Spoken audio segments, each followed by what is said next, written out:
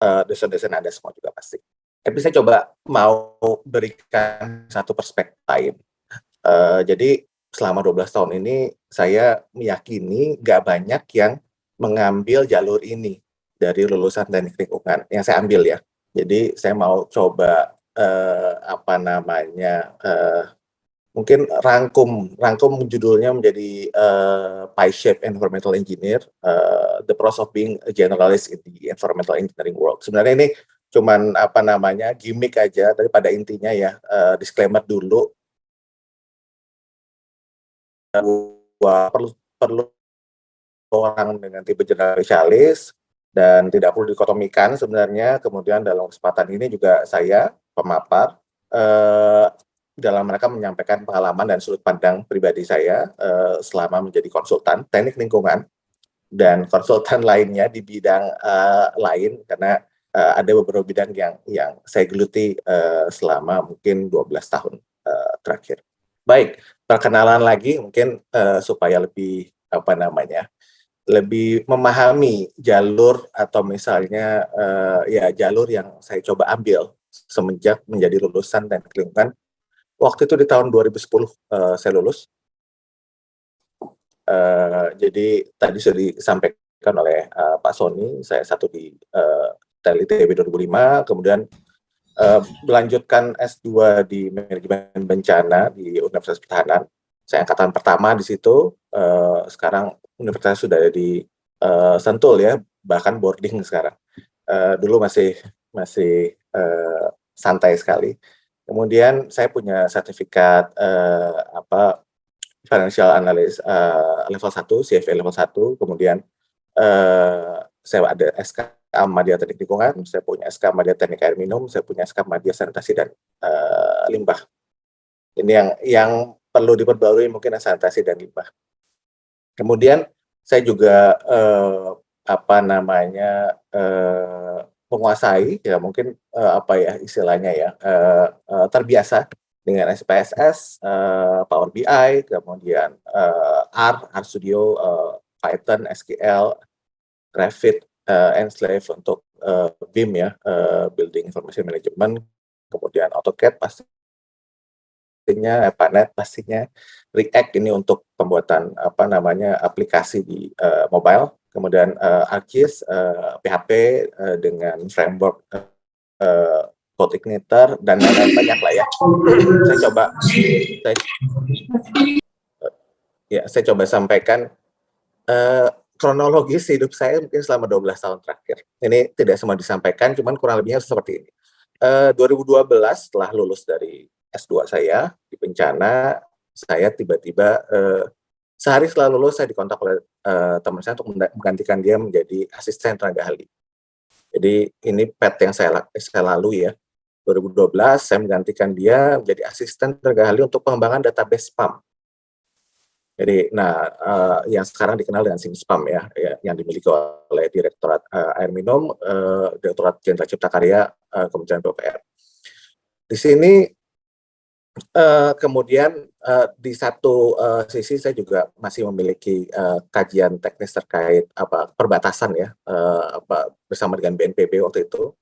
Kemudian saya, di 2013 karena memang kesulitan, teknik lingkungan, yang bisa, berkomunikasi, yang bisa, apa berinteraksi, berkomunikasi dengan, programmer, kemudian dengan, database engineer, saya terpaksa 2012 itu saya belajar, coding dan juga belajar, apa namanya, SQL. Saya belajar beberapa, saya belajar beberapa bahasanya dan, latihan query. Jadi hal baru sama sekali buat saya di situ 2012. Kemudian akhirnya 2013 saya naik jadi tenaga ahli, dengan beberapa project, tambahan. Jadi di sini nanti saya coba sampaikan, kenapa, beberapa tenaga ahli atau beberapa konsultan memilih biasanya hanya satu atau maksimal 2 dalam satu, tahun, anggaran, apa namanya, pekerjaannya. Cuman saya mungkin memilih lebih karena memang bisa dilakukan, karena hal tersebut bisa dilakukan, asal tidak, apa namanya, tidak, asal ruang lingkup semua tercapai dan tidak mencederai, proyek satu dan lainnya.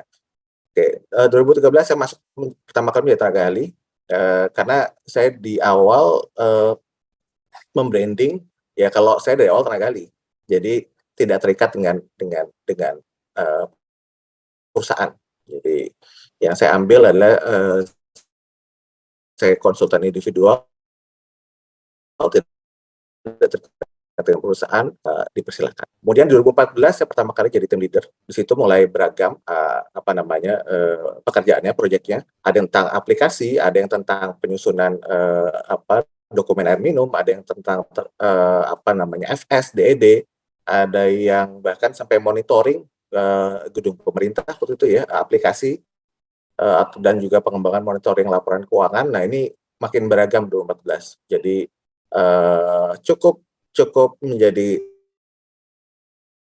titik poin saya di 2014 untuk, oke ini lanjut menjadi, konsultan. Di 2015 saya membangun tim waktu awalnya 6 orang, 3 orang, programmer, kemudian, 2 orang, teknik lingkungan bersama saya, 3 orang. Jadi, eee, bekerja sama dengan beberapa firma, untuk mengerjakan beberapa pekerjaan yang memang, cukup beragam juga, dari mulai, aplikasi, air minum, kemudian masuk ke, bidang persampahan, sanitasi. Di 2016 saya coba partner dengan, beberapa firma. Jadi, kalau misalnya ada pekerjaan dari firma tersebut, yang mananya, simbiosis mutualisme. Jadi kebanyakan konsultan atau misalnya firma konsultan yang ada di, Indonesia jarang yang memiliki konsultan in-house. Ya di sini saya coba, apa istilahnya ya, masuk di peluang itu. Jadi, saya memiliki tim, kami, memiliki tim dengan, kapasitas yang cukup memadai, pada saat itu. Eee, di samping itu firma tersebut atau konsultan pemenang, biasanya itu tidak memiliki konsultan in-house. Jadi, menggunakan, jasa, dari, tim kami tersebut. Oke, kemudian 2017 kurang lebih sama, status quo ya, 2018 juga status quo, tapi dengan beberapa, project tambahan yang hubungannya dengan, penyusunan peraturan pemerintah. Jadi bekerjasama dengan, advokat dan lain sebagainya. Tapi pada intinya dari umur 2012 sampai 2000 bahkan 2022 biasanya dalam 1 tahun saya ada pekerjaan yang hubungannya sama IT, pekerjaan sama yang hubungannya sama teknik, dan pekerjaan yang hubungannya sama, teknik lingkungan. Nah, di 2019, 2022 ini, kebetulan Covid juga, semua orang WFH di sini, set up fase saya untuk pengembangan diri. Karena selain selain, saya mungkin masuk ke, dunia yang lain ya, finansial, kemudian dunia investasi dan lain-lain ya terkait terkait, infrastruktur, ini menjadi tantangan tersendiri, tapi tetap bahkan di 2019, 2022, karena semua orang beralih menjadi, Zoom, semua menggunakan Zoom, menggunakan Teams, menggunakan Google Meet. Jadi, waktu saya sebagai konsultan itu menjadi sangat lebih efisien. Saya tidak perlu, nyamper ke klien gitu. Jadi semua, rapat bisa dilakukan online dan itu, dalam 1 tahun saya bisa menangani mungkin sampai 12, paket pekerjaan ya, yang pasti nggak semuanya, berbarengan. Tapi itu dilakukan oleh, tim ya, jadi timnya makin banyak sampai saat ini. Baik, mungkin, mudah-mudahan jalur saya sudah istilahnya ya, dipahami ini jalur yang saya ambil, mungkin bisa jadi, salah satu, masukan. Tapi saya ada privilege-privilege yang memang, perlu diinformasikan. Saya ambil jalur ini karena apa? Karena memang pertama punya, jalur ini memang agak, tidak stabil dari sisi, finansial kalau misalnya memang tidak mendapatkan proyek. Tapi, untungnya tahun demi tahun, itu tidak pernah terjadi. Tapi, sangat berisiko kalau misalnya, Anda misalnya, eee, apa, eee, perlu, membiayai misalnya keluarga dan lain sebagainya. Jadi di saat itu saya punya privilege orang tua saya tidak perlu dibantu, kemudian adik saya juga tidak terlalu jauh dari saya, jadi saya cukup privilege yang lebih utama lagi orang tua saya juga membebaskan pilihan saya terkait karir. Jadi saya pilih karir menjadi konsultan tanpa masuk ke firm. Nanti kita bahas firma-firma yang saat ini Big Four ya, yang saat ini juga sedang membuka beberapa divisi infrastruktur yang bisa dimanfaatkan oleh Anda sekalian, calon sarjana teknik lingkungan untuk bisa masuk sana yang sebelumnya belum ada peluang tersebut. Ya, ini kurang lebih kalau dari saya pribadi ada 3 pilihan utama ya setelah lulus di dunia kerja ya. Jadi memilih untuk menjadi entrepreneur, buka usaha atau misalnya startup dan lain sebagainya, atau menjadi pegawai karyawan termasuk misalnya PNS, dosen, saya juga masuk ke pegawai karyawan, kemudian ya intinya yang memiliki bos tetap ya. Kemudian yang ketiga profesional atau jasa. Ini langkah yang saya ambil. Tapi pastinya ini bisa nanti mungkin bisa chat ya, kita diskusi bareng. Yang saya ambil sebenarnya antara entrepreneur dan profesional jasa. Jadi ada di tengah-tengah. 2015 saya sempat buka restoran, mungkin ini intermezzo aja di SCBD namanya Yutai, cuman 2020 karena COVID tutup, sebenarnya exit strategi juga. Tapi intinya saya melakukan banyak hal tadi di dunia konsultan. Saya ada di dunia manajemen F&B juga. Jadi saya coba anggap yang entrepreneur ini di dunia F&B, walaupun secara konsultan untuk memanage tim itu sebenarnya entrepreneur juga, cuman nanti kita bahas. Oke, jadi mungkin bisa sama-sama diskusi apa kira-kira di tengah nih, di tengah diagram Venn antara entrepreneur, pegawai, dan juga profesional. Yang saya juga belum masuk ke sana, mungkin dosen dengan proyek tertentu dan juga punya bisnis ya. Cuman kita perlu silakan nanti di chat bisa silakan lah chat kira-kira apa sih yang di tengah nih pekerjaannya. Oke, ini tipe pekerja dari judul istilahnya ya mata kuliah paparan kali ini terkait pie shape. Padahal sebenarnya kalau dilihat tipe pekerja, ini saya coba ambil gambarnya dari DevOps Institute. Ada banyak sebenarnya, ada yang I shape spesialis, ada yang T shape, ini memiliki banyak pengetahuan yang mendasar, tapi ada satu yang dispesialiskan gitu. Kemudian ada broad general knowledge, ini ada pie shape, ini punya dua spesialisasi. Kemudian ada com shape.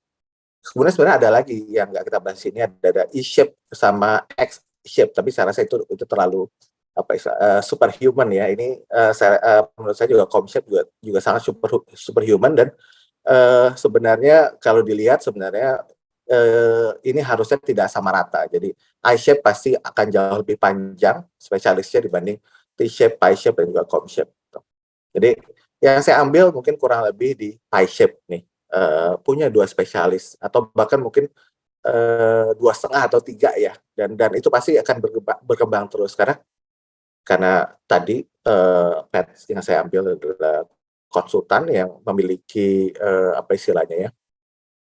proyek yang berbeda-beda tiap tahun, jadi sangat beragam pekerjaannya, berbeda dalam tahun yang sama maupun berganti tahun. Jadi pasti akan selalu dibutuhkan akan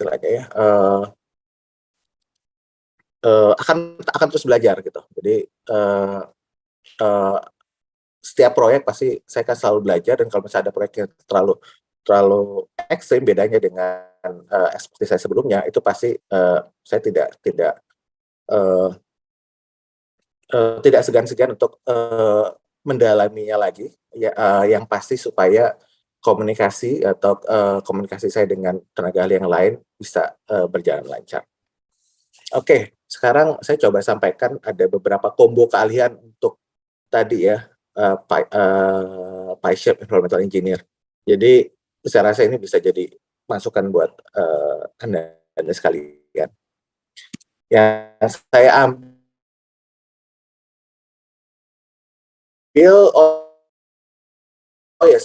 konsultan yang saya jawab mungkin ini, apa istilahnya ya, curhat saya selama di konsultasi teknik lingkungan, dengan berbagai, asisten dari teknik lingkungan, dari real, tapi saya rasa 3, 4 tahun terakhir lulusan-lulusan real dan teknik lingkungan udah cukup, apa ya, memenuhi ekspektasi, apa namanya, lulusan, yang bisa langsung segera, bekerja. Saya beberapa kali bekerja dengan lulusan real dan juga teknik lingkungan dan saya rasa 3, 4 tahun terakhir ini perbedaannya, cukup signifikan. Ada, hal yang perlu dipelajari mungkin menjadi catatan kecil saja, pertama manajemen konstruksi, seringkali seringkali ini harusnya ada mata kuliahnya, cuman mungkin tidak update ya dengan apa namanya, praktik yang di lapangan, kemudian pengetahuan dasar teknik bangunan gedung, mekanika tanah dan pengukuran. Jadi sebagai lulusan teknik lingkungan sebenarnya sangat perlu ini, mengetahui terkait misalnya, apa namanya, kebutuhan, sipil dari bangunan misalnya IPA atau IPAL yang konvensional. Jadi, apa namanya, perlu bisa berkomunikasi atau, apa ya, berkolaborasi dengan tenaga ahli, sipil, terkait bangunan gedung, tanah tadi, perkuatan tanah dan lain sebagainya dan pengukuran. Eee, yang dulu ini, saya rasa ada gap-nya jauh sekali. Jadi, biasanya lulusannya perlu belajar lagi, tapi 3 atau 4 tahun terakhir ini gap-nya sudah sangat kecil. Mudah-mudahan, Anda-Anda sekalian yang masih kuliah, tidak melupakan hal dasar tersebut, kalau memang arahnya ke infrastruktur ya. Kemudian ada aplikasi pendukung perencanaan yang saya rasa udah, wajib, AutoCAD, ArcGIS, EPANET kalau misalnya mau ke, apa namanya, air minum. Kemudian peraturan perundang-undangan yang berlaku sesuai konteks. Nah, ini biasanya perlu update. Jadi, pemerintah mungkin setiap tahun pasti ada saja nanti, apa namanya, peraturan pemerintah atau peraturan menteri yang memang, perlu dibaca minimal ya, apa namanya, untuk tahu, perkembangan, peraturan kelembagaan terkait teknik lingkungan. Banyak ya infrastruktur teknik lingkungan, ada, persampahan, air minum, apa namanya, instalasi, air limbah dan lain sebagainya. Kemudian pengetahuan dasar melakukan FS, feasibility study secara ekonomi dan finansial. Nah, ini dulu ada gap-nya cukup cukup cukup berasa ya. Cuman, mudah-mudahan sekarang udah nggak terlalu, apa namanya, terlihat dan juga terakhir memiliki pengetahuan dasar membaca laporan keuangan. Nah, ini saya rasa belum belum ada di, apa namanya, mata kuliah teknik lingkungan, tapi saya rasa perlu belajar sendiri ya, untuk mengetahui, apa namanya, membaca laporan keuangan dari suatu perusahaan yang, case-nya banyak banyak banyak perusahaan-perusahaan yang sudah terbuka, TBK, yang bisa eee, banyak YouTube juga yang bisa dicoba atau latihan, exercise. Oke, ini yang pertama, combo spesialis. Ini yang saya coba, geluti, selama ini. Jadi saya kombokan teknik lingkungan dengan, IT atau sistem informasi. Jadi ada beberapa, apa istilahnya ya, fungsi ya yang saya coba, geluti selama ini, ada analytic and data science atau computer science lebih tepatnya di sini. Intinya lebih ke statistik. Jadi pada awalnya saya juga pakai SPSS, tapi kemudian ada, rame beberapa tahun, 5 tahun terakhir mungkin ada R, ada Python yang jauh lebih mudah penggunaannya, untuk melakukan analisis data dan lain sebagainya. Kemudian ada juga business intelligence. Ini kalau namanya berat ya, BI, business intelligence, padahal sebenarnya ini hanya sebagai visualisasi data atau membuatkan dashboard dashboard monitoring gitu, tools-nya bisa pakai Power BI, Excel pun bisa sebenarnya dengan dengan mode-mode tertentu, kemudian ada Tableau, ada juga Plotly. Saya rasa Anda sekalian juga pasti sudah mengetahui apa namanya tools-tools ini. Kalau belum tahu silakan apa namanya cari tahu sendiri, bisa buka YouTube dan lain sebagainya, minimal tahu apa sih fungsi dasarnya. Kemudian ada database engineer, ini yang saya geluti mungkin dari awal sekali 2012, karena memang pada saat apa namanya, dan juga sistem analis ya, pada saat berkomunikasi dengan programmer ini kan dia lebih ke menerjemahkan apa yang sistem analis atau misalnya apa namanya, mungkin ada yang bocor ya. Bentar, saya mute dulu. Nggak bisa di-mute ini. Minta tolong nih, siapa yang ada di sebelahnya?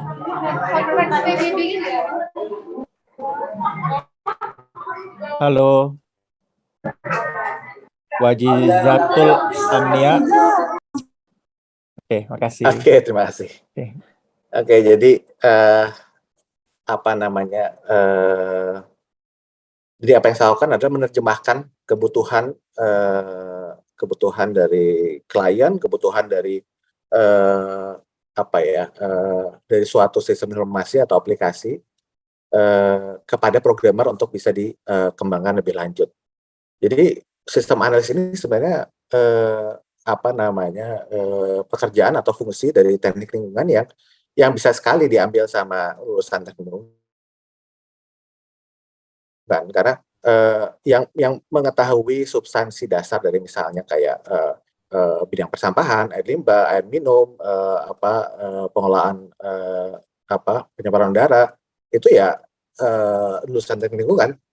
Nah, tapi untuk mendigitalisasikannya atau untuk membuatkan satu tools monitoring yang apa namanya, yang baik, yang bisa digunakan, itu ya perlu kombinasi antara teknik lingkungan dan juga dengan teman-teman programmer. Nah, kalau misalnya teknik lingkungan ini tidak bisa, bahasanya tidak sama dengan programmer, pasti akan memiliki kesulitan yang dalam bekerja gitu ya.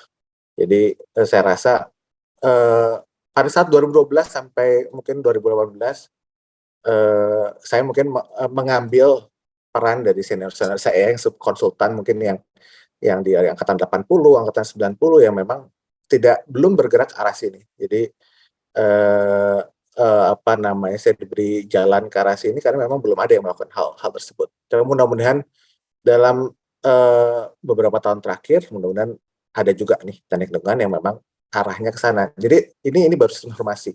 Ada lagi nanti yang oke, kita lanjut. Ini ada yang finance. Ini saya baru coba menggeluti mungkin 2 tahun terakhir, 3 tahun terakhir ya. Saya ambil CFA, satu apa istilahnya, sertifikasi untuk financial analyst. Ini perlu diketahui oleh Anda sekalian, sertifikat ini menurut saya, ini pribadi ya, di dunia yang saya coba, yang saat ini saya geluti, ini lebih baik daripada MBA, lebih baik daripada business management.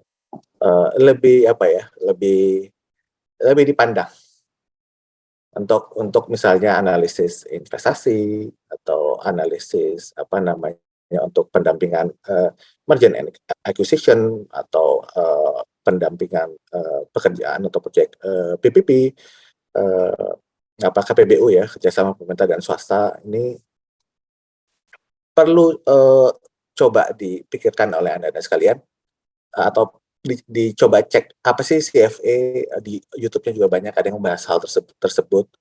Apakah levelnya ada 3 ya, ini saya baru level 1, saya rasa cukup karena tujuan saya adalah memiliki bahasa yang sama dengan teman-teman saya misalnya yang apa namanya, orang-orang finance yang memang kuliahnya di finance, tapi dengan adanya bahasa yang sama tadi, kita akan lebih enak untuk berdiskusi, untuk melakukan apa namanya, pengembangan strategi selanjutnya, misalnya ada suatu pekerjaan investasi atau pekerjaan M&A, akuisisi yang sedang ditangani atau didampingi.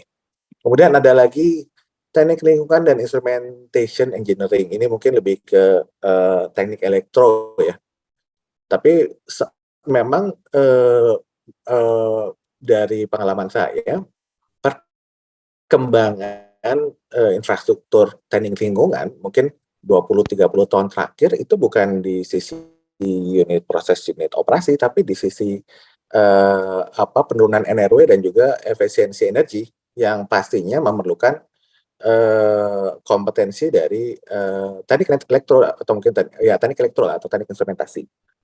Di sini mungkin Anda juga sudah tahu terkait SCADA yang digunakan di banyak infrastruktur, terutama mungkin di air minum ya. Dan SCADA ini ya tidak hanya untuk melakukan monitoring. Kalau di Korea misalnya atau di Jepang atau bahkan di di Jerman itu juga bisa melakukan otomasi. Jadi kebanyakan SCADA di Indonesia masih belum bisa ke arah sana, cuman ini menjadi peluang sebenarnya. Jadi TL plus information engineering ini masih sangat terbuka nih untuk lulusan teknik lingkungan kalau mau digeluti ya. Ada juga AMI ya, Advanced Metering Infrastructure. Belum ada loh, mungkin saya nggak tahu nih 2 tahun terakhir apakah ada ya, karena ada COVID, orang jadi harus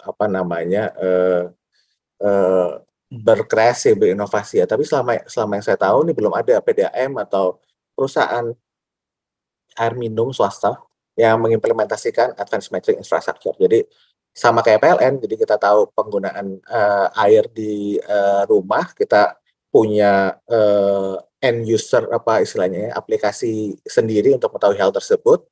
Kemudian tagihannya akan disampaikan ya bulanan tanpa perlu ada orang yang mengecek meteran ke rumah.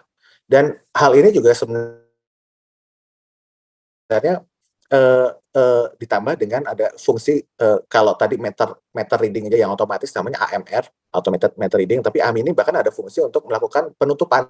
Misalnya ada yang nggak bayar, jadi two ways ya, 2 arah. Ada yang tidak bayar di rumah tertentu, bisa langsung dari kantor pusat melakukan penutupan valve di meternya. Bahkan juga penutupan kalau misalnya ada DMA, district meter unit, itu bisa dilakukan. Nah, ini hal-hal yang memang masih terbuka sekali. PDAM kita belum ada yang memiliki ini. Kemudian implementasi IoT lainnya ya dalam monitoring operasional pemeliharaan infrastruktur teknik lingkungan. Banyak sekali sensor-sensor, bahkan sekarang sudah sangat murah sekali sensor-sensor yang tersedia di pasar ya. Dan itu bisa maksudnya setiap perusahaan atau setiap pengelola di Indonesia bisa sebenarnya customisasi sensor-sensor yang tersedia di pasaran dan build untuk monitoring infrastruktur yang ditangani. Tidak perlu satu paket dengan brand besar ya. Oke, kemudian kurang lebih itu. Kemudian saya coba sedikit sampaikan. Ini sebenarnya cuman tips and trick receh ya. Jadi how to become a generalist. Saya rasa ya semua opportunity perlu dijawab yes dulu. Ini seperti hari ini saya berbicara di mata kuliah ini, saya dapat tawaran mungkin minggu lalu sudah disampaikan, cuman saya belum tahu jadwalnya kapan. Ditawarkan hari Sabtu, bisa isi hari Selasa nggak? Saya jawab yes dulu. Karena ini pengalaman baru buat saya, berdiskusi, menyampaikan hal yang memang saya coba geluti selama ini ke kedua, tipsnya adalah learn the language ya itu udah pasti. Jadi kalau misalnya saya sebagai konsultan selama ini ya kalau misalnya kita tidak paham bahasa yang digunakan di bidang tertentu, di industri tertentu, itu udah pasti terhambat apa yang akan kita lakukan di proyek tersebut. Find your gaps, kita juga perlu cek sebenarnya expertise kita ini sama yang, apa namanya, udah selevel apa sih, udah setingkat apa biasanya ya kita bisa bisa cek dari sertifikasi tertentu atau misalnya dengan berdiskusi dengan, siapa yang memang di industri tersebut, kita sudah sejago apa sih? Apakah sudah bisa disebut, tadi com shape atau pie shape gitu, atau bahkan baru setengah atau seperempatnya tuh, expertise-nya. Dan itu kita perlu sadari. Jadi, kemudian yang pasti ya never stop improving ya, karena kalau saya, pada saat jadi, konsultan saya selalu dipaksa untuk itu. Jadi memang pressure-nya tinggi, cuman untuk sebagian orang ini mungkin, salah satu ini ya, apa namanya, hiburan mungkin ya, salah satu hiburan. Jadi kalau buat saya seperti itu. Kemudian, ini ada pros and cons of being a consultant ya. Pertama ada career choice pastinya, saya punya kantor dulu, ya tapi tetap saya lebih pilih kerja di rumah.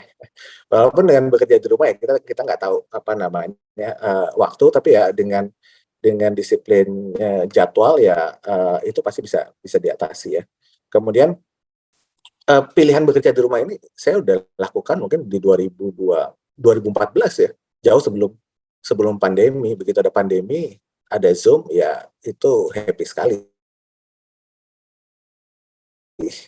Kemudian ada, terkait salary yang pasti akan jauh lebih banyak dibanding yang memang, in-house. Mohon maaf nih ya, yang in-house atau yang lebih atau yang, bekerja dalam satu, perusahaan. Karena dibayarnya per, project, tapi pastinya tidak stabil. Jadi ini pros pros juga, cons juga. Tergantung memang, kinerja, Anda kalau misalnya memang tertarik di dunia, konsultan ya, untuk selalu improve dan selalu memberikan yang terbaik untuk klien. Kemudian yang ketiga ada have various exit plans. Jadi selama jadi, konsultan kalau mau stop, nggak jadi konsultan lagi sangat bisa karena, tadi apa namanya, koneksi yang beragam, kemudian apa namanya, eee, apa namanya, setiap setiap pekerjaan pasti ketemu, exit plans-nya kalau buat saya pribadi akan lebih lebih mudah gitu, ketemu orang baru dia saja punya dengan kesempatan opportunity tertentu yang mungkin tidak bisa kita lewatkan, ya just exit saja.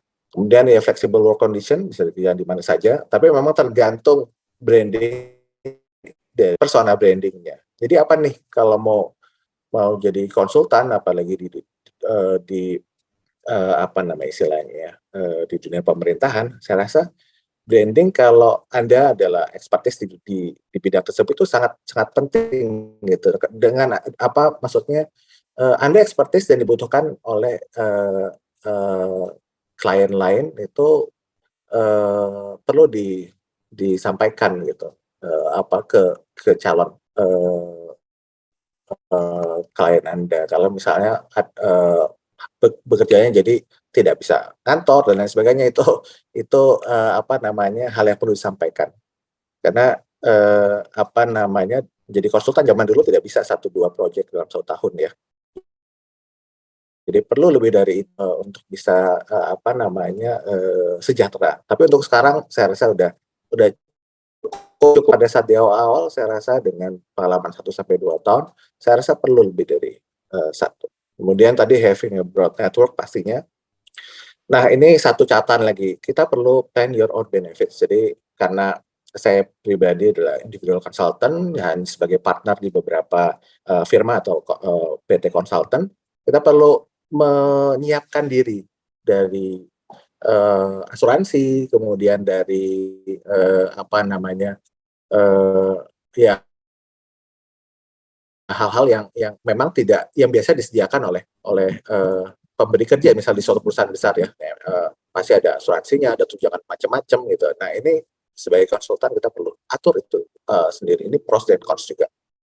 Dan juga long working hours atau pressure pastinya kalau misalnya mau kita tetap, mempertahankan, apa namanya,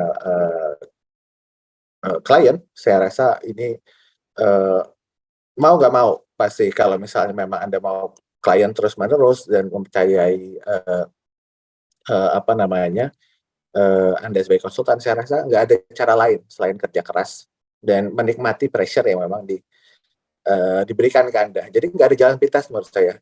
Jalannya ada ya kerja keras, memanfaatkan waktu yang ada. Eh, iya, itu aja sih kalau dari saya. Nah, kemudian saya coba sampaikan sedikit ya, sedikit apa sih visualisasi untuk beberapa yang agak agak teknis ya. Saya coba kaji dengan Pak Fajar Eko Hantono dan lingkungan alumni angkatan 95 Barnes Index dari PDM-PDM yang ada di Indonesia. Ini bonus saja, beberapa slide bonus, ada 3 slide bonus sama. Nanti kita coba tanya jawab di 15 menit terakhir, atau kalau bisa lebih, pertanyaan lebih kita bisa lanjut. Jadi dalam slide yang Anda lihat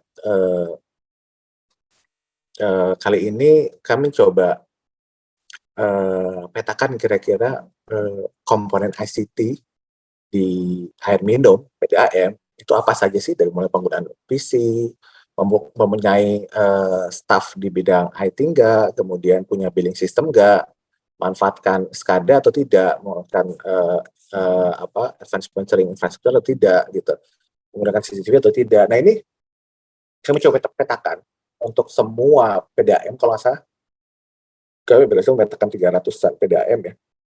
Jadi ya kurang lebih hasilnya seperti ini untuk yang menggunakan PC pas 100%, yang memiliki website 175%, dan lain sebagainya.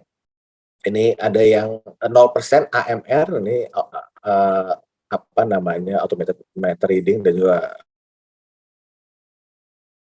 AMI ya, Advanced Monitoring Infrastructure, masih 0%. Jadi kalau kita lihat di sini yang untuk yang arahnya lebih ke advance ini masih sangat sedikit dari pengelola PDM. Ini baru air minum. Belum kalau kita lihat nanti pengelola persampahan seperti apa. Yang tidak ada yang bentuknya bukan kelembagaan, bukan perusahaan. Tapi lebih ke UPTD atau BLU gitu, yang lebih secara kelembagaan di bawah perusahaan, kalau sekarang namanya Perumda ya, Perumda dan Perseroda. Oke, ini beberapa visualisasinya. Ini saya coba pakai Tableau waktu itu. Jadi dari dataset yang ada, dari yang saya ambil dari data warehouse-nya Direktorat Air Minum, kemudian dengan performance index atau kinerja ya PDAM sehat dari BPSPAM tahun 2018 kalau nggak salah, ini datanya, data BPSPAM 2019, artinya untuk yang 2018 ini kalau dilihat besarannya lingkaran ini ke jumlah SR, kalau dilihat semakin yang paling tinggi ICT Awareness Index-nya yang 0,8 sampai 1 itu ya nggak banyak, hanya 7 PDAM. Tapi kalau kita coba bagi 2 aja, yang di bawah 0,4 ICT Awareness Index-nya dari pemetaan yang sebelumnya tadi, ada 25 komponen, itu ada 250 PDAM yang memang istilahnya kalau kita bisa bilang lack of digital data atau data scattered ya, tersebar hanya menggunakan basic billing system dan juga profile website, tapi sebenarnya itu hanya sebagai sarana informasi atau publikasi saja. Oke, jadi baru sebagian mungkin 7 dan 22 PDM ini atau 29 PDM yang sudah cukup aware ya. Yang 98 PDM ini tengah-tengah nih agak lumayan, cuman tetap perlu ada peningkatan, dan ini peluang buat lulusan teknik lingkungan ya. Yang apabila yang mau bergerak di keahlian tadi, penggabungan antara TL dengan instrumentasi atau TL dengan sistem informasi. Ini juga beberapa istilahnya ya visualisasi tadi dengan kinerja PDAM tadi, sehat, kurang sehat dan lain sebagainya. Ini dengan visualisasi ICT Awareness Index yang kami coba kaji dengan NRW. Ini kami ambil dari SIMSPAM milik Direktorat Air Minum tahun 2019 itu datanya. Jadi kurang lebih juga sama ya, apa namanya, ada 128 PDAM yang memang di bawah yang NRO-nya di bawah 30 persen, dan ada 187 PDM yang memang di atas 30% NRW. Ini PR NRW ini biasanya akan selalu ada kalau memang belum menggunakan apa istilahnya tadi penggunaan instrumen sensor, instrumen penurunan NRW di PDM. Jadi kalau misalnya belum penggunaan ICT-nya memang belum baik, pasti biasanya NRW-nya di atas 30. Atau sebenarnya ini angka standarnya udah terlalu besar ya. Mungkin kita bisa bilang yang baik mungkin di bawah 25%. Mungkin seperti itu apa namanya rekan-rekan mahasiswa sekalian, Pak Sony. Mungkin selanjutnya mungkin kita bisa diskusi ya 15 menit terakhir atau mungkin 30 menit terakhir kami nggak masalah. Terima kasih banyak atas apa namanya waktu Anda sekalian. Terima kasih Pak Danang, ini luar biasa ya. Jadi Mas Danang sudah menyampaikan tadi ya pengalaman-pengalaman terkait dengan selama beliau berkecimpung ada TL Finance juga ya. Saya kenal baik dengan CFA soalnya karena saya juga sedang mengambil ya diam-diam. Wah, ini nih. Memang perlu Pak Sony ini, CFA diambil memang perlu. Karena seringkali nggak nyambung ya kalau Betul. udah bicarain tentang ya terkait dengan manajemen project juga sebetulnya ya, terkait dengan apa ya kalau kita merancang ya IPAL misalkan bagaimana dari sisi finance dan lain-lainnya itu kadang-kadang dunia lain ya, jadi harus sedikit betul. Kalau nggak kita menyamakan frekuensi agak susah juga itu. Tapi sebetulnya sudah ada ya di beberapa mata kuliah yang mahasiswa juga dapatkan, tapi memang levelnya jauh ya. CFA memang lebih banyak yang mengatakan bahwa CFA lebih bergengsi dibandingkan MBA bahkan ya. Nanti menurut saya tuh. Nanti silakan dipelajarin aja ya, itu tambahan wawasan yang menarik sebetulnya ya. Oke, tadi juga Mas Danang sudah cerita banyak ya tentang apa yang beliau kerjakan ya di 3 slide terakhir ya, terkait dengan menarik ya tadi cara memvisualisasikan datanya, karena ya saya komen yang sepele-sepele aja ya. Kalau terkait dengan data PDAM-nya sendiri udah hal yang menarik, kalian bisa lihat tadi ya, gap tadi ya. Gap bagaimana misalkan bicara tentang JS, bicara tentang data, water monitoring, EMI dan lainnya ya, itu sebetulnya yang gap yang memang masih ada di air minum aja seperti itu, apalagi air limbah ya. Ya betul. Ya air minum sebetulnya lebih maju ya perkembangan betul. Ininya ya, baik dari regulasi dari di lapangannya mereka lebih maju dibandingkan dengan air limbah ya. Air limbah regulasinya baru tahun 2017 pada nangnya kita keluar. Sedangkan air bersih kan udah lama ya sebetulnya ya. Standarnya udah lama sekali. Iya betul. Oke, saya mengundang pertanyaan ya, siapapun ya, kita punya waktu yang cukup banyak sebetulnya, tapi lagi-lagi karena jamnya memang Mas Danang punten pisan ini ya, karena jamnya memang tidak terlalu asik gitu ya, tengah hari gitu. Silakan, ada yang mau ditanyakan nggak? Silakan langsung saja ya, jangan usah di chat atau di apa. Silakan yang ingin bertanya langsung di open mic saja ya. Ada? Saya mau bertanya, Pak. Oh, silakan. Siapa nih? Perkenalkan, Pak. Nama saya Muhammad Aufa, mahasiswa S1 TL, angkatan 2019. Mau bertanya, Pak. Sebenarnya saya agak bingung sebenarnya, kayak mungkin karena saya masih mahasiswa juga, cuman sebenarnya memang sudah pernah baca sih kayak generalis dan spesialis di dunia kerja. Cuman bagaimana sih kita bisa membedakan atau membatasi atau mana sih level, walaupun mungkin Pak Danang tadi menyatakan diri sebagai generalis, tapi saya ngelihatnya dengan keahlian Pak Danang di bidang TL dan IT, mungkin Pak Danang itu udah levelnya spesialis TL dan IT. Jadi kayak di mana kita bisa tahu diri kita itu sebagai spesialis atau generalis. Itu mungkin itu Pak yang bertanya. Dan yang kedua mungkin misalkan bagi seseorang yang ingin terjun di bidang konsultan, apabila dia ingin menjadi seorang generalis, bagaimana cara membranding diri mungkin karena saya tahunya kalau konsultan itu kalau bisa spesialis gitu. Misalnya, oh saya konsultan di bidang A, jadi ketika ada institusi atau ada proyek yang ingin membutuhkan bantuan konsultan gitu, dia bisa tahu oh si orang A ini, Bapak A ini dia udah ahli di situ. Sedangkan kalau kita sebagai konsultan yang generalis, bagaimana membranding diri? Apakah hanya sebagai levelnya oh konsultan teknik lingkungan atau bagaimana Pak? Mungkin itu dulu. Terima kasih. Baik, terima kasih tektokan aja. Terima kasih banyak pertanyaannya. Jadi terkait tadi membedakan generalis dan spesialis, menurut saya setiap lulusan teknik lingkungan harusnya generalis. Harusnya. Karena bayangan saja menurut saya kenapa ada sampai kelompok keahlian, ada sampah, ada banyak ya. Saya rasa sebagai sarjana S1 teknik lingkungan itu generalis. Jadi sampai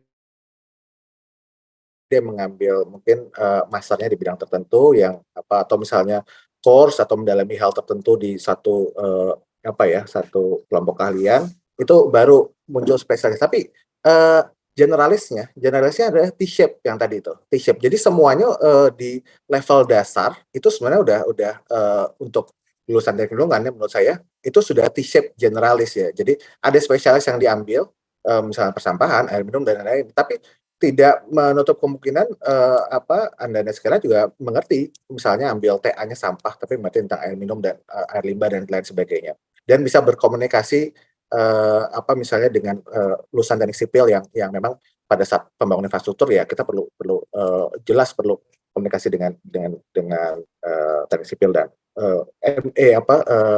teknik mesin, teknik elektro dan lain sebagainya.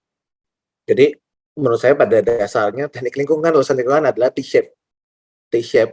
Jadi masuknya sebenarnya generalis tapi punya satu keunggulan spesialis. Nah, kalau kalau mau menjadi lebih spesialis menurut saya sih tadi kita perlu mengukur kemampuan spesialis kita atau kemampuan expertise kita itu udah setinggi apa gitu. Udah punya sertifikat apa gitu yang bisa punya membrand atau bukan membrand ya yang kita bisa anggap oke, ini saya spesialis di bidang ini. Tapi sebenarnya ya itu sebenarnya udah bukan spesialis lagi karena Anda pasti lulusan lingkungan punya broaden keahlian yang tidak bisa dianggap sepele saya rasa. Jadi akan lebih pas T-shape. Tapi T-shape-nya ini setelah lulus kan boleh ada satu lagi spesialis. Nah itu mungkin yang saya ambil dan itu balik lagi ke brand. Tadi nge-branding satu sebagai konsultan ya. Kenapa nggak ambil satu gitu? Karena pada saat itu semua konsultan lingkungan yang memang senior saya semuanya ambil spesialis. Ada konsultan dulu almarhum Pak Armando, mentor saya, itu spesialis di air minum. Dia akhirnya memaksa saya asistennya waktu itu untuk belajar coding supaya lebih dia nggak mau ikut campur sama yang namanya programming, developing aplikasi dan lain sebagainya. Akhirnya saya belajar di situ. Akhirnya saya menggeluti itu ya jadilah pie shape tadi kalau saya bilang. Nah, jadi saya rasa branding mungkin bukan generalis ya, branding konsultan dengan kemampuan dua kemampuan expertise atau dua expertise atau lebih, saya rasa itu malah lebih lebih diterima atau lebih lebih diterima klien atau lebih apresiasi oleh klien. Tadi yang saya coba sampaikan kombo-kombonya baru 3 ya, sebenarnya masih banyak lagi kombo-kombonya. Mungkin seperti itu Mas Alfa, mungkin kalau ada pertanyaan lanjutan boleh. Oke Pak, berarti mungkin konteksnya ini kalau yang disebut spesialis itu yang benar-benar ya keahliannya cuma satu gitu ya. Maksudnya Yes. mungkin kalau ya benar tadi saya baru juga Pak, kalau mungkin ahli orang lulusan TL ya nggak mungkin jadi spesialis ya karena kita belajarnya banyak banget gitu. Coba Betul, banyak banget. di jurusan lain mungkin ya kayak keuangan misalnya itu kan. Mungkin lebih pas kalau yang spesialis banget misalnya jurusan MIPA, matematika, fisika gitu. Ya. Saya rasa kalau teknik terapan atau turunan dari teknik sipil seperti kelautan, teknik lingkungan, itu masuknya T-shape tadi. Spesialis, oke spesialis, tapi pasti dasar-dasar yang lainnya perlu dimengerti juga. Oke Pak, terima kasih. Baik, terima kasih banyak pertanyaannya. Silakan mungkin ada pertanyaan lain. Ya, silakan. Kalau ada langsung aja. Siapa?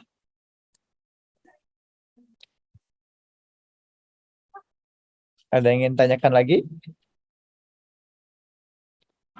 Izin Pak Sony. Ya, silakan. Rafika, Ini alumni kita ini. Silakan. Pak Sony izin, Pak Sony, Ibu Marisa juga kayaknya hadir deh di Halo Iya. Bu. ini. Bu Marisa yang nemenin saya ke Jerman waktu S1. Oh, Jadi Wah, ada keren. pertukaran apa ya istilahnya Bu? Pokoknya pendampingin seminggu atau 2 minggu ke Jerman lah. iya.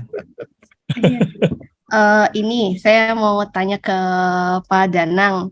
Ya. Kan sebagai alumni dan sebagai konsultan juga. Nah, saya agak bingung-bingung nih dengan model untuk kita sebagai lulusan environmental engineering karena banyaknya ini kita ke compliance juga. Ini jadinya saya background ini ya, background kantor. Kita ke compliance juga, iya. Kita ke Betul. engineeringnya juga, iya. Kita sekarang ini kita juga dituntut untuk lebih ke sosial media, interns gitu kan. Nah, Ya. ini jadi saya pernah baca buku nih Pak tentang M-Shape. Oh, oke. Nah, M-Shape ini justru lebih agak dalam lagi gitu loh Pak. Dan Lebih banyak ya? Iya lebih banyak lagi dan emang sepertinya kayak semua bidang tuh harus kita tahu gitu loh. Semakin ke sini kita rasanya dibawa oleh dunia untuk mengetahui semua hal. Apalagi di perkembangan digital ini kan Pak. Nah, jadi juga kayaknya gimana ya untuk saya meskipun yang masih di usia di bawah 30-an itu agak ngos-ngosan nih untuk ngejar semuanya itu gitu. Ada saran nggak sih Pak? Saya kita sebagai konsultan juga iya, tapi tetap terus belajar juga iya dan ngembangin lagi yang lainnya gitu. Saya sebenarnya juga masih agak bingung ya kayak kalau environmental engineering ini harusnya fokus kemana sih gitu? Apalagi di tengah tuntutan era digital ya Pak. Gitu. Baik, terima kasih banyak pertanyaannya Mbak Rafika. Masih di bawah 30 ya berarti ya? Masih di bawah 30. Saya rasa Iya Pak. saya rasa sebenarnya itu memang apa ya? Saya dibawa ke arah tadi kombinasi antara TL, kemudian IT, kemudian tadi tambah sebenarnya finance. Itu juga masuknya sebenarnya lebih dari pie. Pasti nanti semakin tua pasti nggak cuma pie shape, pasti jadi com shape. Cuman comnya itu seberapa tinggi itu level expertise-nya itu yang kita perlu sadari. Cuman buat saya mungkin di umur 10 lulusan yang umurnya di bawah 10 tahun yang perlu dikejar pie shape-nya itu ambil dua spesialis atau dua expertise yang memang cocok dan memang dibutuhkan oleh industri gitu. Kalau dari saya dan memang tadi setuju sekali dengan Mbak Rafika di dunia yang saat ini ya kita dituntut buat tahu semuanya ya. Kita dituntut buat tahu semuanya bahkan apalagi teknik lingkungan ya, tiba-tiba kita ditanya soal kita lebih mendalami soal misalnya air minum, tapi dalam satu kesempatan kita diminta ngomong atau memberikan advice terkait misal persampahan itu mau nggak mau sebenarnya. Jadi kalau buat saya sebenarnya saya menikmati pressure itu. Saya menikmati pressure untuk bisa mungkin nggak untuk semuanya ya, tapi saya menikmati pressure untuk belajar lagi, kuasai dan pressure saya di situ tadi begitu kita udah bekerja, kalau kita nggak seperti itu nanti nggak sejahtera Mbak gitu. Jadi mungkin lebih ke arah situ kalau saya lebih ke arah pragmatis ya. Kalau nggak seperti itu nanti kurang sejahtera gitu. Jadi udah pasti terdorong lah. Mungkin Jadi ada tanggapan dari Mbak Rafika. Mungkin jadi ada emang kita point of dipaksa view lain. untuk ini ya Pak. Kita dipaksa Keep up untuk terus punya ya. banyak set hustle jadinya. Iya betul. Jadi sebenarnya nggak side hustle juga ya. Kita bisa anggap semuanya itu main hustle gitu.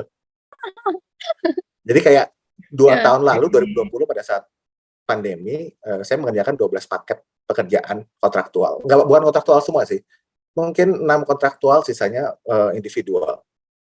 Saya anggap semuanya main hustle, tapi saya ada tim sendiri memang menangani hal tersebut. Jadi kalau memang dianggap semuanya main utama, ya berikan ekspektasi hasil pekerjaan yang baik pada setiap klien. Kalau enggak, kita nggak dipakai lagi tahun depan. Jadi arahnya lebih ke sana. Jadi kalau Anda berencana untuk menjadi konsultan full time dengan firma atau tidak dengan firma, saya rasa itu perlu dimantapkan ya. Kalau Anda perlu memberikan maksimum atau optimal ke klien supaya tahun depan kita dipakai lagi. Baik, bisa jadi bahan pertimbangan saya nih untuk jadi self-employed nantinya. Iya. Makasih ya Pak. Siap, sama-sama Mbak Rafika. Tapi saya rasa untuk menjadi konsultan kan nggak perlu full time. Bisa juga dosen, bisa juga pekerjaan jatuhnya tapi mungkin side hustle ya. Tapi saya rasa itu bisa dilakukan oleh siapapun gitu ya. Silakan, mungkin ada lagi yang mau menambahkan atau tidak setuju? Setuju sih Pak. Ini bisa jadi bahan pertimbangan adik-adiknya nanti buat ini nambahin pengetahuan mereka gitu. Baik. Dan mempersiapkan diri. Baik, terima kasih banyak Mbak Marisa. Mbak Rafika, Bu Marisa, ada tanggapan? Ada Ibu Marisa. Reuni nih, ada Bu Marisa. Mungkin nggak setuju kok Mas Bu. Saya nggak ada komentar apa-apa, Mas Danang. Siap, makasih Bu. Saya menyimak dulu.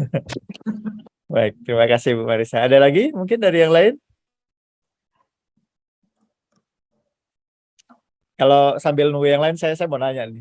Dulu memang menguasai IT sejak jadi mahasiswa atau apa sampai bisa kayak dari 3 slide yang terakhir kan kita bicara ini ya. Iya. Bicara data ya, big data lah ya kalau bisa dibilang ya. Kemudian memvisualisasikannya, kemudian dari situ kan bisa jadi decision support ya untuk mengetahui bagaimana caranya kita bisa mengimprove PDAM kita kan, konteksnya kan nanti kan ke pelayanan ya. Betul. Pelayanan ke masyarakat. Ini gimana nih ceritanya nih Mas Danang? Saya dijorokin 2012 Pak Sony. 2012 saya belajar, mungkin selama 2 tahun sampai 2014 cukup intensif karena saya dapat programmer yang cocok. Saya belajar langsung dengan ahlinya, programmernya, lulusan UI tahun 90. Jadi sampai sekarang kita masih kerja bareng. Tapi untuk sekarang yang full programmer ya teman saya itu. Saya lebih ke sistem analis, membuat detailnya seperti apa dan lain sebagainya. Tapi dengan adanya dasar itu, jadi kita komunikasi tadi dengan teman-teman programmer, database engineer itu sangat mudah gitu ya, sangat mudah terkait spesifikasi server yang diperlukan, spesifikasi database dan sebagainya. Tadi tadi yang kedua apa tuh Pak Sony terkait big data ya? Oh iya. Saat ini sebenarnya trennya mulai berubah. Zaman dulu tuh mungkin monitoring system, kemudian dashboard, tapi sekarang ini mungkin 2 tahun terakhir itu arahnya udah ke integrasi data. Dengan adanya Perpres 39 tahun 2019 tentang Satu Data Indonesia, itu semua kementerian udah berlomba-lomba gimana caranya kita supaya datanya tidak redundant. Jadi misal di PUPR punya data TPS 3R misalnya, di KLHK punya data bank sampah misal, tapi ada TPS 3R juga gitu yang menginput sama nih kabupaten kota juga. Artinya redundant nih, datanya ada kemungkinan berbeda nih. 2 tahun terakhir ini arahnya mulai ke sana. gimana caranya mengurangi hal tersebut. Artinya kita perlu primary key yang sama. Primary key-nya bisa macam-macam, bisa ID yang yang disepakati, atau bisa juga kode wilayah yang memang sudah disepakati. Misal dari Kemendagri ada kode wilayah. Dulu ada dualisme, ada kode wilayahnya BPS, ada kode wilayahnya Kemendagri. Hal tersebut tidak memungkinkan untuk bisa kita saling bagi pakai data gitu. Saling bagi pakai data dengan kode wilayah yang berbeda ya nggak match, nggak ketemu. Tapi mungkin sekarang ini udah enak, jadi ada namanya API, Application Programming API-nya saya lupa. Itu jadi kita untuk bagi pakai data ya tinggal kita sampaikan satu link API dengan format datanya JSON ke programmer. Jadi misalnya ada aplikasi ITB misalnya mau connect dengan aplikasi yang ada di PUPR, ya tinggal mengirimkan link tersebut dan memberikan arahan kalau masing-masing field, masing-masing tabelnya ini isinya apa saja, metadatanya apa saja, kemudian bisa dipakai apabila dimutakhirkan di aplikasinya misalnya di ITB, yang di PUPR otomatis datanya berubah juga. Nah, hal tersebut yang sedang dibangun saat ini. Jadi istilahnya semua harus punya data warehouse. Ngumpulin data dulu, tapi asalnya dari berbagai sumber, berbagai instansi. Kemudian perlu jelas dulu peran pemutakhiran datanya. Jadi tadi kayak kalau KLHK memutakhirkan bank sampah dan PUPR TPS3R, itu KLHK nggak boleh untuk memutakhirkan TPS3R. Harus pilih data apa yang bisa diputakhirkan masing-masing institusi. Mungkin seperti itu Pak Sony. Tapi kalau kita ke PDAM, kita ke pengelolaan infrastruktur lainnya, itu beda cerita industrinya tuh. Tapi kalau di sisi nasional kurang lebih temanya lebih ke integrasi data, satu data Indonesia. Oke, ada yang mau ditanyakan dari yang lain? Ada, silakan. Ini sebetulnya saya sendiri nggak kebayang ya. Dulu waktu kita kuliah itu kan nggak ada obrolan begini ya. Tapi semenjak, ya betul ya, 5 tahunan ini tuh ini sekali ya. Sangat masif Pak, betul. Masif sekali. Apalagi pandemi itu sebetulnya mengakselerasi ya. Yes, betul sekali. Mengakselerasi semua gitu. Jadi tadinya nggak ada gitu ya, training data science gitu. Wah, itu udah mulai banjir banget. Banyak sekali. Dan data science kan kalau dulu banyak kan bicaranya marketing ya, marketing dalam konteks perusahaan ya. Tapi kan enggak ya, data science kan lebih ternyata luas sekali gitu. Kita bicara klimatologi, kita bicara PDAM itu tadi gitu ya. Bicara air limbah, sekarang juga di KLHK udah bicara itu gitu ya. Menarik sebetulnya. Sebenarnya data science bisa dilakukan dengan Microsoft Excel, bisa dilakukan dengan SPSS. Cuman tadi dengan adanya R Studio, kemudian ada Python, itu sangat dimudahkan banget sekarang 5 tahun terakhir. Betul. Untuk TA, untuk tesis, saya rasa pakai R, Python udah cukup ini ya, sophisticated ya. Betul sekali, menarik. Oke, ada lagi nggak? Ayo, saya berharap sebetulnya bisa dieksplor sebetulnya ya, karena ini zamannya kalian. Ini 2010 ke bawah kita nggak ngomongin ini ya Pak. Kita nggak ngomongin itu. Kita masih ngomongin IPAL fisik ya. Betul. IPA konvensional gitu ya, IPA konvensional. Sekarang udah larinya ke arah memang ya bicara tadi ya, data PDAM tadi kemarin saya senang lihat itu yang beberapa slide terakhir dari Mas Danang itu. Oh siap, itu saya kerjakan bareng dengan Pak Fajar Eko ya, TL95 tahun 2019 waktu itu. Tapi apakah itu memang jadi concern dari pemerintah ya, terkait dengan tadi kan ada 20 sekian variabel ya, termasuk water monitoring, ada EMI, ada GIS dan lain-lainnya ya. Iya, itu yang mau dibawa waktu itu ya, isunya. Cuman keburu pandemi ya, jadi arahnya keburu IKN juga ya, arahnya jadi pindah. Oke, ya menarik. Tapi itu isu yang memang kita mau coba angkat Pak, terkait kita ketinggalan sekali soalnya pengelola utility di Indonesia apapun itu ketinggalan sekali. Ya, betul. Walaupun sekarang vendor-vendor swasta sudah mulai cukup banyak. Dan satu lagi mungkin informasi ya, Big Four kayak EY, PwC, kemudian Deloitte itu udah hire lulusan-lulusan teknik lingkungan, Pak, untuk karena dia baru buat divisi-divisi baru ya. Jadi Oh, infrastruktur mungkin setelah 2 tahun iya, terakhir ini iya. lagi gencar-gencarnya uang ke Indonesia. Infrastruktur ini infrastruktur apa? Infrastruktur yang hubungan Kementerian Lingkungan, Oh, air minum, uangnya itu uangnya manajemen kayak gitu aja udah larinya ke engineering TL ya. iya ya, kurang lebih ya. Oke.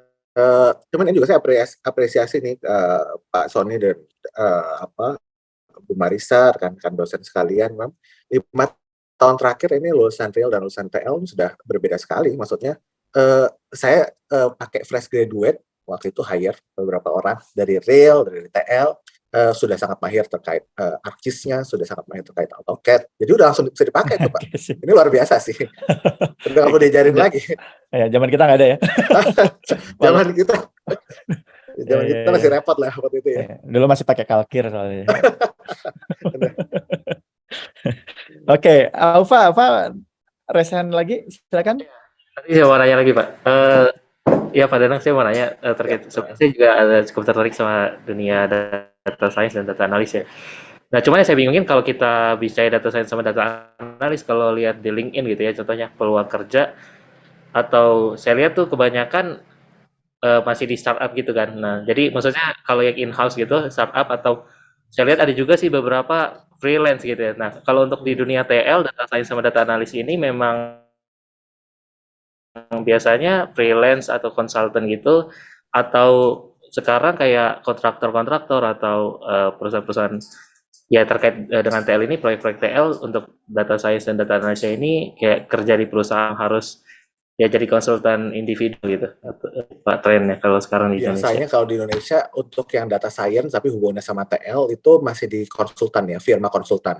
Firma konsultan yang kliennya biasanya pemerintah atau development bank atau NGO. Jadi masih arahnya ke sana, belum industri kayak misalnya air minum, industri persampahan, ini masih sangat kecil sekali kalau di Indonesia. Tapi kalau arahnya ke public policy, pemerintahan, ini kepake sekali sebenarnya data science. Jadi akan menjadi apa ya, satu expertise yang memang dicari oleh teman-teman rekan-rekan yang ada di pemerintahan gitu. Begitu mereka mempresentasikan sesuatu asalnya dari metodenya adalah computer science, data science, menggunakan toolsnya apa segala macam, mereka pasti senang sekali tuh. Udah satu satu level di atas dari yang sekedar pakai Excel misalnya, walaupun sebenarnya pakai Excel bisa. Dan di Indonesia nggak ada yang big data banget sebenarnya saat ini ya, apalagi di bidang teknik lingkungan belum. Tapi kalau di bidang marketplace ya itu baru kita bisa sebut namanya big data. Bidang teknik lingkungan ini baru gimmick ya, baru gimmick. Tadi apalagi Alfa ya, saya lupa terkait yang data science, teknik lingkungan, kemudian Ya, tadi itu sih lebih ke ini, berarti kalau misalnya yang terkait keahlian kayak data analis dan sains ini, kalau di bidang TL kebanyakan di konsultan. Tadi kayaknya udah kita sih, Pak. Oke, siap kalau gitu. Ya, maksudnya lebih ke sana ya tadi. Ya lebih ke sana, tapi sebenarnya ini kan lebih luas ya. Bisa aja nanti suatu marketplace memerlukan data terkait orang-orang yang memang green gitu ya, tanda kutip ya, yang lebih hijau ya mungkin salah satunya atau misalnya terkait klien yang hubungannya sama PTL-an itu ya bisa digunakan. Jadi sebenarnya atau bahkan perbankan ya untuk lender tertentu dengan kriteria-kriteria yang bisa disasar oleh teknik lingkungan, misalnya infrastruktur teknik lingkungan dan lain-lain sebagainya, itu bisa digunakan sebenarnya. Jadi cukup luas sebenarnya. Oke, Pak, terima kasih.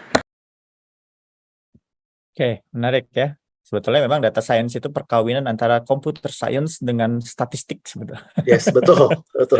Ya, utamanya statistik sih, Pak. Statistik,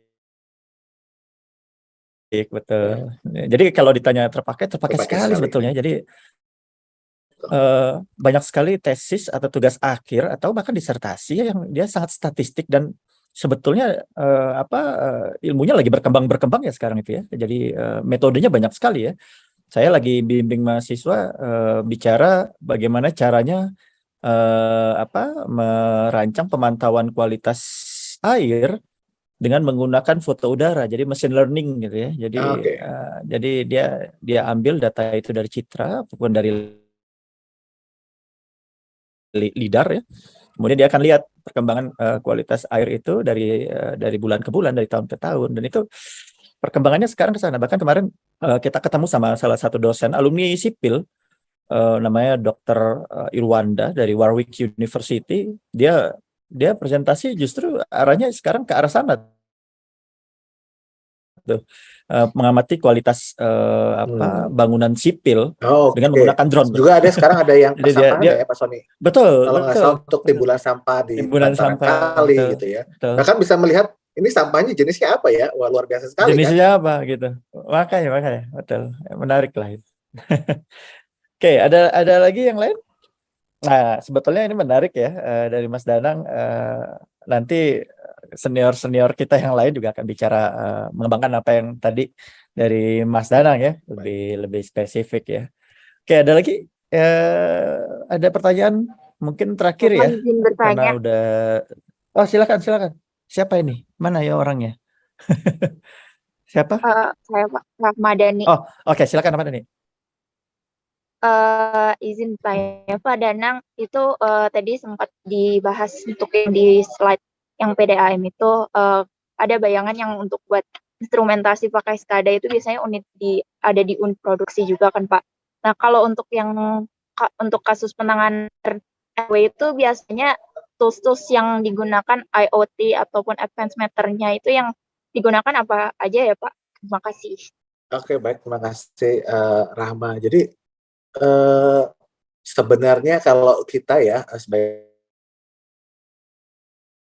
konsultan itu udah punya list ya, daftar vendor sebenarnya. Tinggal pilih sensor apa yang kita perlu pakai, spesifikasi bagaimana, mereknya apa. Jadi ya banyak sekali. Ada yang dari China, ada yang dari Jerman. Kita tinggal pilih menyesuaikan budget yang ada. Cuma memang di Indonesia ini belum terlalu belum terlalu digunakan. Hanya tadi benar kata Mbak Rama, terbatas mungkin hanya di IPA-nya saja, di unit IPA-nya saja, belum masuk ke jaringan distribusi maupun ke transmisi. Dan walaupun tadi tulisannya SCADA, cuman di IPA pun belum otomasi juga. Jadi hanya berupa monitoring sensor, kemudian operasional tetap menggunakan jasa personil ya, manusia ya. Padahal untuk zaman sekarang otomasi ini bukan suatu hal yang mahal lagi sebenarnya. Jadi agak sayang sekali nih perkembangan untuk otomasi dan juga monitoring system di Indonesia. Tapi ada satu PDAM yang memang mengimplementasikan sudah cukup baik, yaitu di PDAM Kota Malang. Jadi walaupun cukup berat ya perjuangannya, mungkin nanti bisa Pak Sony bisa menghadirkan narasumber di Kota Malang, PDAM Kota Malang. Saya rasa itu jadi apa istilahnya? Pembelajaran yang sangat baik untuk mahasiswa TL ITB. Mungkin ada tanggapan Mbak Rama? Tadi sih Pak, kayak sebelumnya kayak belum kebayang gitu kalau seumpamanya instrumentasinya digunakan buat di NRW kan, kalau di skala IPA sendiri kan juga lebih kecil, lebih kebayang gitu. Tapi kalau umpamanya NRW kan lebih luas gitu, jadi belum ada bayangan gitu sih. Kalau NRW ini saya coba kasih bocoran. Jadi teknologi saat ini yang lagi berkembang ada penggunaan namanya LoRaWAN. LoRaWAN itu satu jaringan ya, sama kayak GSM, sama kayak LTE gitu. LoRaWAN ini jaringan yang memang tergolong murah, bandwidth-nya jauh lebih kecil daripada LTE, tapi jangkauannya luas. Jadi biasanya ada water meter ini dilakukan di PIK, di beberapa real estate Agung Podomoro ya, kurang lebih itu water meternya punya pulse, itu ada modul LoRa-nya, kemudian transmitkan ke, biasanya ada apa istilahnya ya, pengumpul mungkin dalam satu radius 200-300 meter ada satu apa istilahnya ya, pengumpul ya, kemudian mentransmitkan ke dengan internet ke pusat, ke kantor pusat. Nah, pengguna LoRaWAN ini atau meter reading yang baru ini biasanya 2 arah. Jadi bahkan menutup valve pun bisa dengan baterai yang bisa bertahan bahkan sampai 9 tahun, Mbak. Baterainya ya, 9 sampai 10 tahun. Jadi secara operasional, secara pengasnya dan juga oleh utilities PDAM itu another level ya, jauh lah gitu. Dan tadi gimana cara menggunakan NRW? Biasanya secara pada prinsipnya harus ada DMA atau district meter area. Jadi kita bisa tahu apa namanya kebocoran ada di mana saja dengan beberapa sensor atau beberapa valve yang ditaruh di adalah DMA. Tapi untuk membuat DMA itu kan cost-nya cukup besar ya. Ini tinggal kemampuan dari utilities-nya. Tapi sekadanya di situ. DMA-nya valve-nya pasti dikasih sensor, dikasih transmitter. Oke, terima kasih Mas Danang. Ada lagi yang mau bertanya? Tidak ada? Oke, kalau tidak ada mungkin kita cukupkan ya, karena siang gitu ya. Saya yakin kalian jam 1 ada kuliah lagi dan harus istirahat sholat dulu. Mungkin sebagai closing, Pak Mas Danang, silakan Mas Danang. Apa ya closingannya ya? Ini tadi kalau buat saya sih sebagai nanti calon lulusan teknik lingkungan, nggak usah takut sama pressure sih, nggak usah takut sama akan menjadi apa gitu. Biasanya ada jalan, dan kita alumni teknik lingkungan ITB utamanya ini begitu keluar itu sudah punya koneksi, jadi jangan bilang nggak punya koneksi. Jadi semua alumni ITB itu koneksi kalian sebenarnya. Jadi jangan bilang nggak punya uang, nggak punya koneksi, jangan bilang kayak gitu. Dengan adanya koneksi uang bisa dapat, dan alumni ITB itu sangat baik semua. Jadi jangan terlalu pesimis begitu nanti keluar. Biasanya suka ada ini Pak Sony, ada omongan-omongan, aduh ini saya habis ya. Tapi kalau misalnya belum yakin ya S2 dulu aja ya. Pelarian. Biasanya kayak gitu. Sambil S2 networking kan akan bertambah ya. Silakan menentukan hidupnya mau ke arah apa. Mau bekerja sebagai apa. Ya, menarik ya. Ini kalau offline lebih seru lagi sebetulnya. Kalau offline lebih seru, betul. Saya bisa buka-bukaan salary nih, Pak. Oke, terima kasih banyak sekali lagi atas nama Prodi, Mas Danang. Ucapin terima kasih sebesar-besarnya atas segala wawasan, pengalaman ya, dan tentu ini Pak sangat bermanfaat sekali ya buat kita semua ya, bahkan buat saya juga ya. Mudah-mudahan semuanya bisa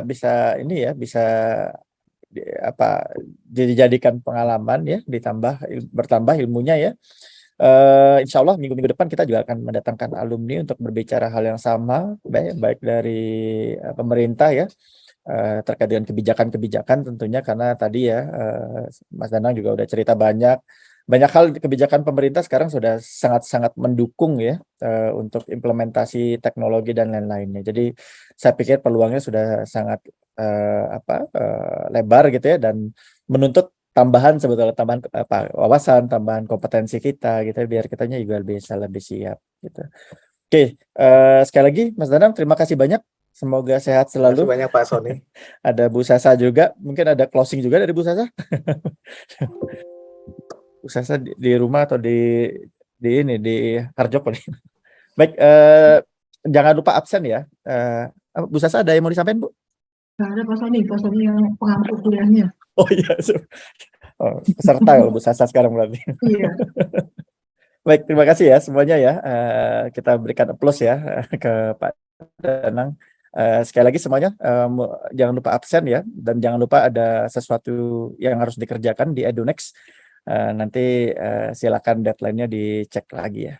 Sekali lagi terima kasih untuk semuanya atas perhatian dan kesabarannya. Saya tutup.